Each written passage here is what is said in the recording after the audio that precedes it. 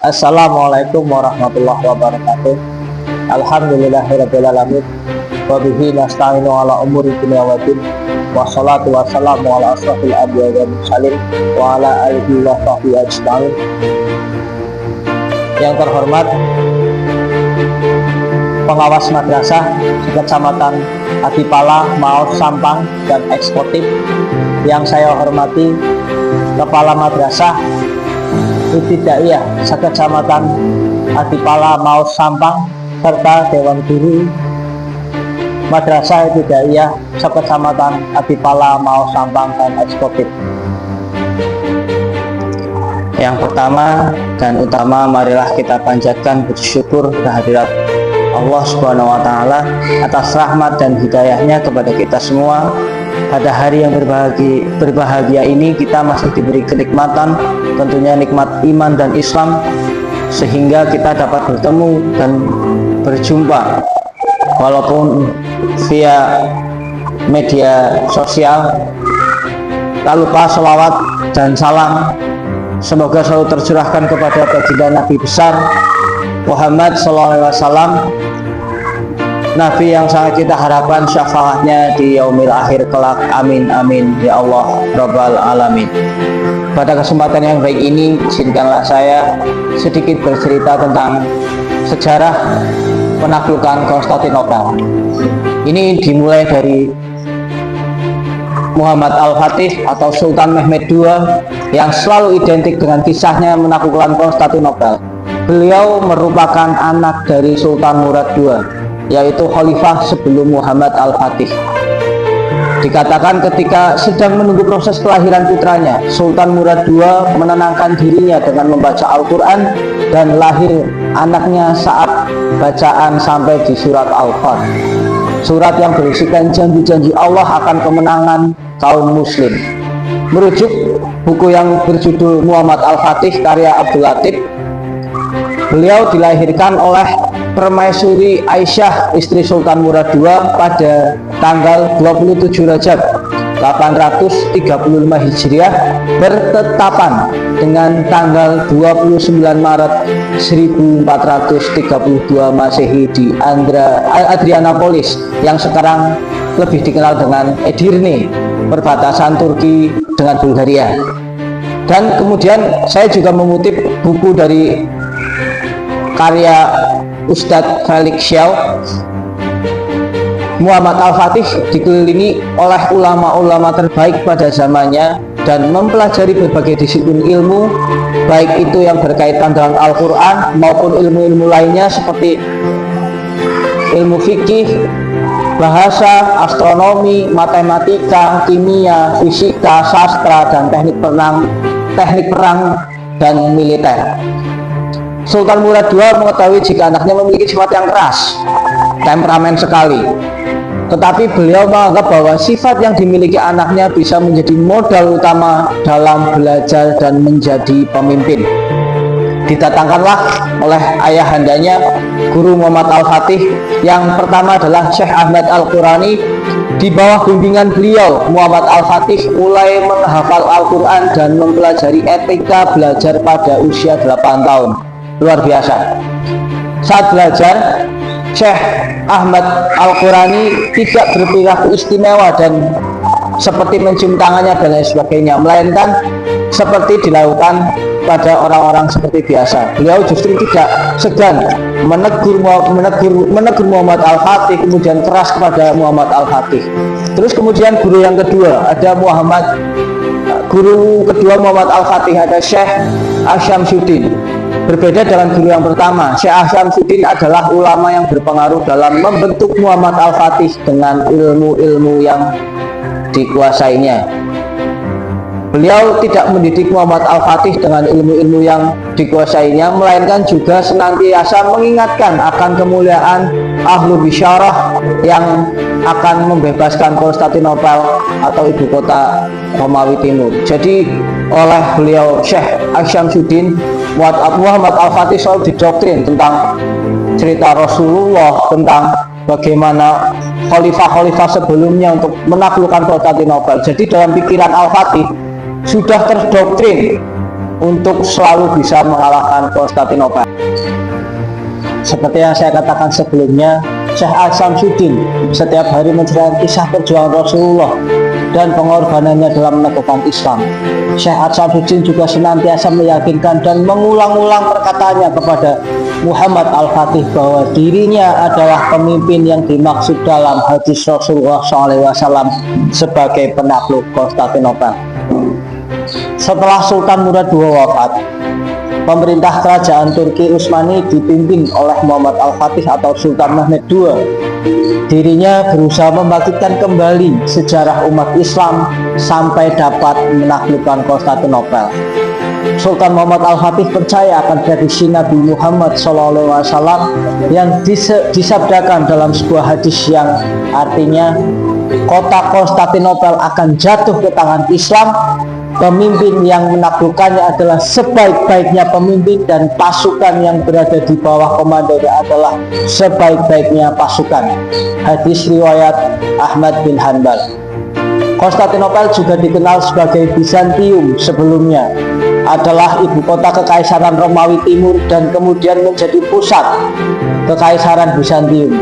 Kota ini terletak di semenanjung Balkan dan dikelilingi oleh laut, yaitu Laut Marmara di sebelah selatan dan barat serta Laut Hitam di sebelah utara.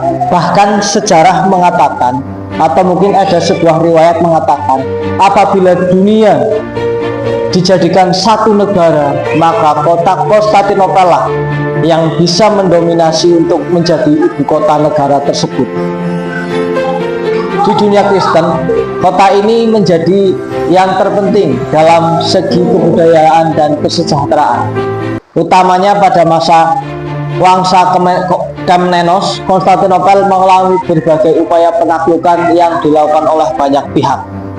Para pemimpin muslim dari generasi ke generasi berusaha menaklukkan kota tersebut. Pertama kali upaya penaklukan di masa pemerintahan Muawiyah bin Abu Sufyan, namun usaha tersebut tidak membuahkan hasil. Usaha penaklukan Konstantinopel juga dilancarkan pada tahun 44 Hijriah di dinasti Umayyah Abbasiyah zaman Khalifah Harun ar-Rasyid pada tahun 1900 Hijriah. Akan tetapi semua juga mengalami kegagalan. Hadirin yang dirahmati Allah, usaha awal dari Muhammad Al-Fatih ketika sudah menjadi sultan, yaitu mendirikan sebuah benteng Bosporus.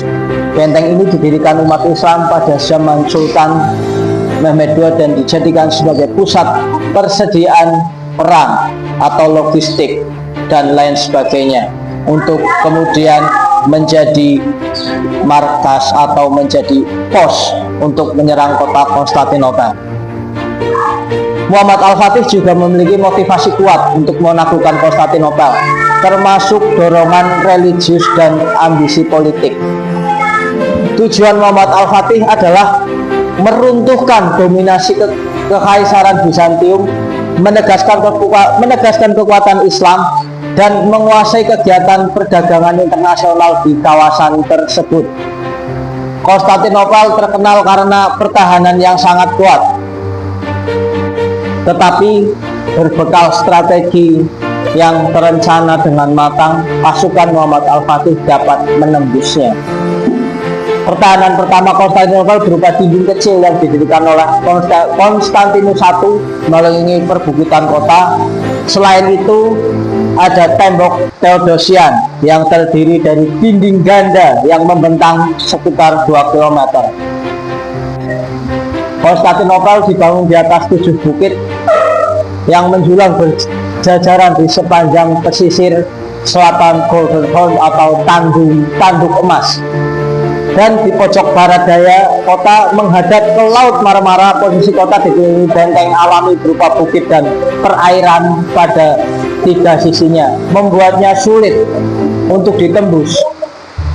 Selain bangsa-bangsa asing, umat Islam berkali-kali berusaha menaklukkan Konstantinopel sejak zaman Khalifah Umayyah, tetapi selalu gagal karena kokohnya benteng-benteng kota itu.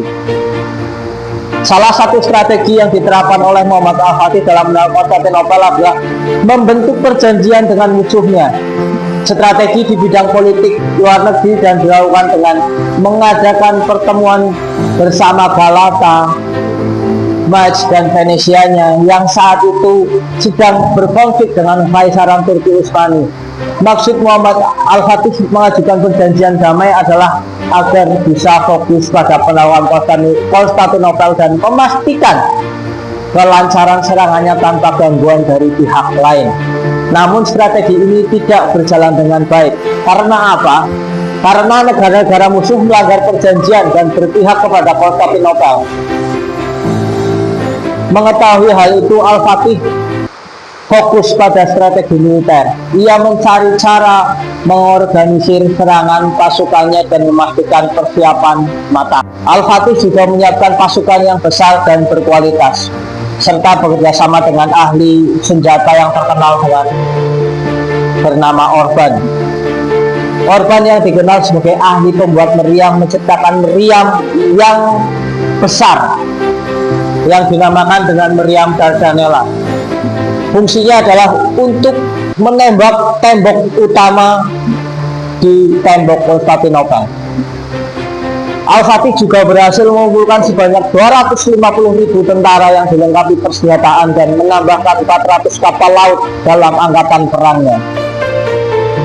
Sebelumnya pada 1452, Al-Fatih telah menjalankan rencananya dengan membangun benteng Bosporus yang digunakan tadi untuk sebagai tempat penyimpanan logistik. Dan pada 6 April 1453, sebanyak pasukan muslim yang dipimpin oleh Al-Fatih melakukan sebuah serangan dari laut dan udara. Memulai serangannya berhadapan dengan 8.000 pasukan Kristen di Konstantinopel. Setelah berhasil melewati tembok pertahanan kota bersama bala tentaranya yang sangat besar, Al-Fatih mengepung Konstantinopel. Pengepungan terhadap kota tersebut berlangsung cukup lama karena benteng tidak bisa ditembus dan tidak bisa hancur. Dalam upayanya untuk melakukan kota tersebut, pada hari Jumat, puluhan ribu umat Islam atau pasukan dari Sultan Muhammad Al-Fatih melakukan sebuah sholat Jumat yang mungkin bisa dikatakan sebagai sholat Jumat termegah dan terpanjang di tahun 1453. Sholat Jumat itu dilakukan di jalan menuju Konstantinopel dengan jamaah yang membentang sepanjang 4 km dari pantai Marmara sampai Selat Golden Horn di utara. Sholat tersebut dilakukan di depan benteng Konstantinopel berjarak 1,5 km di depan benteng. Bisa dibayangkan Bapak Ibu, dengan panjang 4 km sholat Jumat terpanjang. Mungkin kalau diukur dari tempat saya sekarang, saya duduk sampai ke Adipala, 4 km, sangat luar biasa, Masya Allah. Kemudian menyadari potensi ancaman terhadap kapal perangnya. Dari arah selatan, Al-Fatih mengambil keputusan yang sangat di luar nalar dan di luar dugaan, bahkan sampai dianggap sebagai keputusan yang bodoh oleh sebagian bawahannya, yaitu memindahkan kapal perangnya yang berada di Selat Bosporus ditarik ke darat guna menghindari perangkap besi baja yang melintang di bawah laut yang dipasang oleh tentara Romawi. Jadi di Laut Marmara tersebut ada sebuah besi melintang seperti semacam bukan ranjau tapi semacam rantai yang panjang itu mengelilingi dinding-dinding kota. Jadi ketika kapal akan masuk pasti tidak bisa karena ada besi yang melintang di tengah laut. Kemudian Al-Fatih juga coba menyerang lewat jalur darat, namun selalu gagal karena kuatnya tembok Konstantinopel tersebut. Pada akhirnya kapal-kapal tersebut dibawa via jalur darat oleh Al-Fatih dan pasukannya. Tapi apa yang dikatakan oleh pasukan dan bawahnya Al-Fatih? Hai Sultan, apakah kita sanggup? Karena itu bukan hanya daratan yang landai, tapi daratan yang terjal karena perbukitan dan pergunungan. Namun berkat pertolongan Allah, dalam satu malam 70 kapal berhasil pindah melintasi Selat Golden Horn melalui jalur berbukit dan terjal. 70 kapal bisa berpindah. Karena inilah satu-satunya titik terlemah dari pertahanan Konstantinopel. Konstantinopel begitu sangat kuat dari temboknya, dari besi yang melintang di lautnya. Kemudian Al-Fatih berhasil memindahkan kapal perangnya via jalur darat yang berbukit dan gunung tersebut. Setelah itu, setelah berhasil sampai darat, dimasukkan lagi ke dalam laut, tapi sudah melintasi rantai tersebut, ya. Dan disitulah menjadi titik terlemah. Dan bahkan ada sebuah riwayat juga, itu merupakan taktik perang terbaik di dunia. Karena apa? Karena sebelumnya, kekhalifahan sebelumnya ketika menyerang sebuah Konstantinopel selalu menggunakan dengan cara yang sama. Ketika cara yang sama, pasti hasilnya pun sama, ya. Sama seperti kita, ketika kita ingin melakukan sesuatu yang baru, kita harus berani melakukannya. Jangan sama seperti yang biasa dilakukan. Selain itu, Al-Fatih juga menyelesaikan serangannya. Maka pada saat hari Senin tanggal 28 Mei 1453, dia dan pasukannya melakukan sebuah puasa sunnah karena ingin mendapatkan pertolongan dari Allah Subhanahu wa taala. Sampai pada tanggal 29 Mei 1493 jam 1 dini hari, mereka bertahajud bersama dan meminta pertolongan Allah karena Al-Fatih sadar ketika semua usaha dilakukan hanya tinggal doa mungkin yang tinggal bergelut di atas. Kemudian Al-Fatih dengan gurunya bermediasi seperti apa dan lain sebagainya. Kemudian setelah melakukan salat tahajud, Al-Fatih melakukan sebuah khotbah yang sampai sekarang khotbahnya tercatat di manapun tempat, baik di internet, baik di museumnya dan lain sebagainya. Khotbahnya sampai sekarang tercatat. Saya akan bacakan khotbahnya. Berikut khotbah Muhammad Al-Fatih setelah melakukan sholat tahajud. Jika penaklukan kota Konstantinopel ini sukses, maka sabda Rasulullah SAW telah menjadi kenyataan dan salah satu dari mukjizatnya telah terbukti. Maka kita akan mendapatkan bagian dari apa yang telah menjadi janji dari hadis ini yang berupa kemuliaan dan penghargaan. Oleh karena itu, sampaikanlah pada para pasukan satu persatu bahwa kemenangan besar yang akan kita capai ini akan menambah ketinggian dan kemuliaan Islam.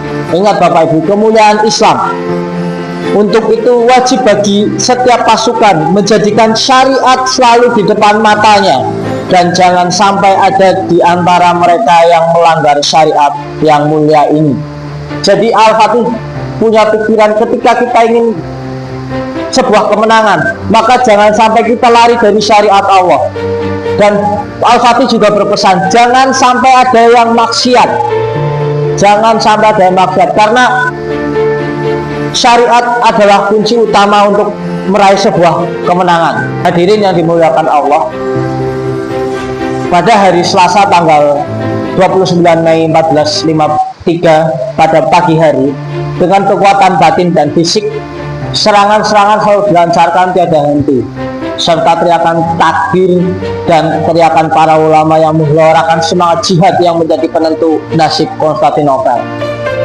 Hingga akhirnya kota Konstantinopel yang begitu kokoh tidak sanggup menahan gelombang serangan pasukan Al-Fatih, dan Konstantinopel jatuh di tangan kaum muslimin. Setelah itu Al-Fatih pun memasuki kota dan menuju ke Katedral Hagia Sophia. Ya, ini Katedral Hagia Sophia adalah gereja yang terbesar di kota tersebut. Disinilah Sultan Muhammad Al-Fatih menunjukkan kesolehannya sebagai seorang muslim sejati.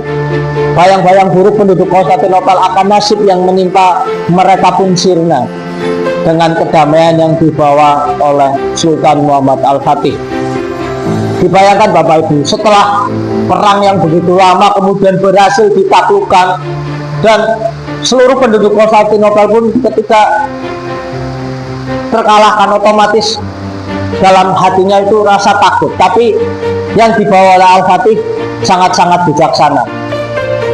Ia memberikan kebebasan dan toleransi beragama yang begitu tinggi. Jadi Al-Fatih juga mengatakan kepada penduduk Konstantinopel yang berada di gereja Hagia Sophia atau di katedral Hagia Sophia, saya tidak melarang Anda untuk beragama yang lain, atau mungkin bahasanya adalah silahkan kalian beragama sesuai hak dan keinginan kalian. Dan setelahnya katedral atau gereja Hagia Sophia kemudian menjadi masjid dan tempat sholat Jumat pertama di kota ini. Lagi-lagi dengan kebijaksanaan beliau, Al-Fatih tidak sedikit pun mengubah isi di gereja tersebut, bahkan hanya membalikan. Contoh ketika ada gambar salib atau gambar apa, oleh beliau Sultan Muhammad Al-Fatih hanya ditutup atau mungkin dibalikan, tidak diubah sama sekali. Bahkan hadapnya gereja pun tidak diubah, karena katedral Hagia Sophia adalah sebuah Kristen Ortodok yang menyembah ke Yerusalem. Jadi untuk sholat hanya menggeser sedikit berapa derajat untuk menghadap kiblat.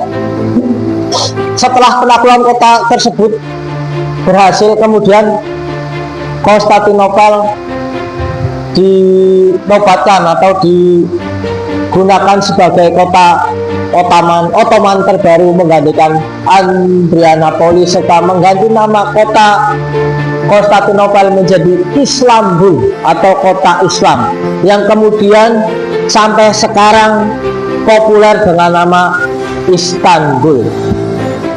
Hadirin yang dimuliakan Allah, kisah ini tidak hanya menjadi bagian dari sejarah kejayaan Islam, tetapi juga memberikan pelajaran berharga bagi kita di hari ini. Keteguhan hati dan keyakinan yang tanpa ragu dalam menghadapi rintangan merupakan fondasi yang kuat untuk mencapai tujuan yang besar. Cukup sekian dari saya, mudah-mudahan bermanfaat untuk kalian semua.